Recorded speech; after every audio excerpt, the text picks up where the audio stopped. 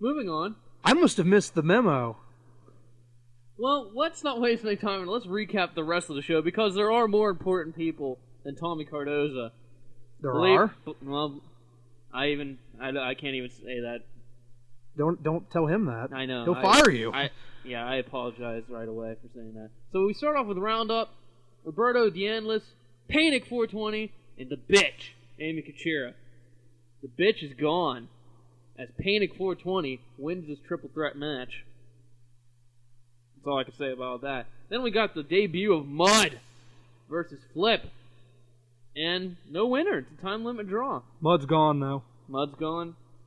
Damn it. You hate to see. Shit. It's always the most promising ones that just leave. Then we move on to the beginning match of Showdown. It's the American Hero versus the Southside Creep. And you said it, Southside Creep, world title contender. Picks up an easy victory. Moving on. What happened here? Cardoza, we were supposed to have the epic showdown between Cardoza and Crazy Clown. This feud has been building for weeks, and Crazy Clown's nowhere to be found. Maybe he ran off with the circus, we don't know. But anyways, this guy named the Golden Scorpion replaced him. Regardless, like Mortal Kombat is invaded. And this one was also just a double countout. Cardoza jumping into the air and splashing stomach first to the Golden Scorpion. We didn't really see much from him. Tommy Cardoza, I mean, he fared a little better in the ring than I thought he would. Especially against a shiny man like the Golden Scorpion. But still. I mean, we'll talk a little more about the Golden Scorpion when we preview Showdown 31. But then the next match, submission singles match, Jesse the Light Camberton and James the Fire Blaze. And, you know, Camberton, he fought a valiant match, but he couldn't fight the hold. The figure four, causing him to tap out to the fire. There it was. You get the figure four? That one's in the books. I didn't see it coming. But I bet that James the Fire Blaze wrote out this match.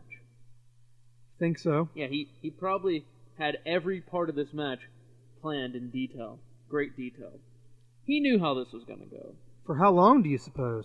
Months. Really? Yes. And then we move on to a tag team match between Destruction and Sean Taylor and the Stickman, the G-rated Juggalo, as he's also known. And, you know, no wonder Elizabeth Van Short didn't want to marry John Genetic Van Buren.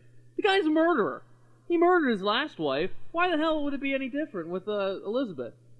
Can you blame her for running away? She's going to get killed if she marries him. Maybe he'll kill her if she doesn't marry him. What the hell? She's just fucked. Yeah, period. She is. And you know what? She comes out there like a crazy bitch and demands that Genetic either A, win back the Outlaw Championship, or B, win the Tag Team Championship. Well, he's not doing that anytime soon. Huh. And the G-Rated Juggalo, he's gone. And then Tommy Gunn, he walked out as well. Maybe he was sending a message to Genetic. Do not get with this psycho bitch. She seems more like a fitting wife Cardoza than Genetic. Yeah. Win championships or it's over. Genetic doesn't have a problem with that, though. He's being used. She has a warped view of life. Yeah, he really does. And, you know, his parents, they're probably doing the best. They probably did the best job they could raising him. But just somewhere along the lines, they went wrong. Probably bullied for his ginormous height and his weight too.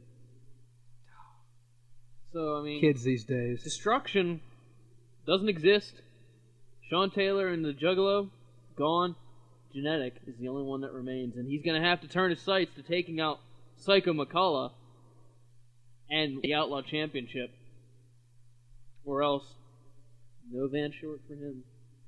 So then we move on to a tryout match between Schizophrenia and Joseph Steele. How did Schizophrenia fare here?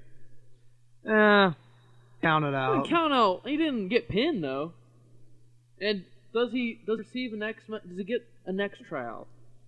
Well, if he doesn't, as long as he doesn't kill anyone else and murder them, stab them, and watch the blood trickle down their wound, stomach, whatever the hell it was all about. The American Hero and Schizophrenia, both of their tryout matches remaining in the company. So congratulations to those people. Panic 420 as well. See what we get from them. Then we get the Jack, Jacob Jacobs, and Psycho McCullough. The Jack had this one in the bag. The Jack pins him 1, 2, 3. The Jack with the Schmidt splash. Psycho didn't have a chance against the Jack. And I want to know, what is the deal? Psycho McCullough obsessing over an outlaw title shot. What has he done? He can't even win. He can't even beat the Jack. Well, the Jack is a living legend, the greatest cruiserweight of all time. I can't beat Just the Jack. ask him. That's true. Well, neither, but we're not trained wrestlers. You think that a man of McCullough's talents would be able to at least get some good offense in on the Jack, but no, sir. Or just do some crazy voodoo shit and knock him out. We move on to the next match. The Hollywood Hitman, Justin St. Clair, the king of the Renegades, if you will, facing the returning Baller. And the Baller, he's going to deliver hard on him, right? That he does with a chair shot? What the hell? This man wants to be a world title contender, and he pulls this shit? He obviously wasn't prepared. Obviously didn't show up ready for the match. So, like a bitch, just hit him with a chair. Taking the easy way out. That's Troy Franklin. And I'm very disappointed. And he'll get back in the mix at the last minute. We'll see. But then we have a match between two fan favorites, Twice Nightly and Pimp Daddy Thompson. PDT. This guy obviously was a fluke after all. Had an impressive record, but then gets mauled by Twice Nightly. Twice Nightly, former world champion, definitely no one to sneeze at. And this was a really big test for PDT. Obviously, he didn't live up. Yeah, it wasn't up to the test, and then just grabbed his bags and left. He's also gone. Pimpin' ain't easy. No, it is not. So then, Xavier Zanders, that prick. What a douchebag. I mean, what business does he have attacking 40 ounce? And I'm sorry to just get off subject here. I don't even care about his match with Scorch, which he won. But it took 2 catalysts. So is that any reason to just flip out? Big deal. It's the Devil Reborn. Of course he's going to kick out of 1 catalyst. You got him on the second one. What was there to be mad about? I mean, you won. I mean, you've knocked out, you retired Megaton, and now you beat Scorch. What's the big deal? And you're the tag team champion. Yeah. Why not? I don't know. I do not know. But then we move on to the main event. The Uncensored Superstar and Rory Blaze versus Machiavelli Tomsini, the archetype of violence. And this one, it was a competitive matchup. Back and forth all the way through. And then all of a sudden, Rory Blaze delivering one of those patented stomps to the head. But Machiavelli says, no sir, and just low blows the man. DQ. Why would Machiavelli intentionally get himself disqualified? The man's a world title contender. He could certainly win a match on his own. He doesn't have to always resort to cheap violence and tactics. Well, this is just the Tom Saney way of doing things. Cheap as possible. If you're not cheating, you're not trying. And I mean, so Blaze picks up the win, but I mean, he ultimately lost the war because the 2 newest members of the Axis of Anarchy, Joseph Steele and James the Fire Blaze, come out and start laying the boots along with Machiavelli to a broken Rory Blaze and deliver a Mac Daddy Spike pile driver. And Biggs wasn't even there. It's kind of a little bit of gimmick infringement, but it happens. I'm sure Biggs really doesn't mind. It's a vicious move. You know, if you're in the Axis, you're with the Axis.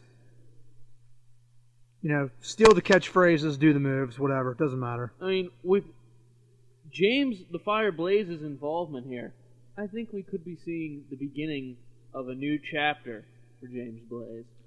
James Blaze, he is a dangerously underrated wrestler. Dangerously underrated. It is unbelievable.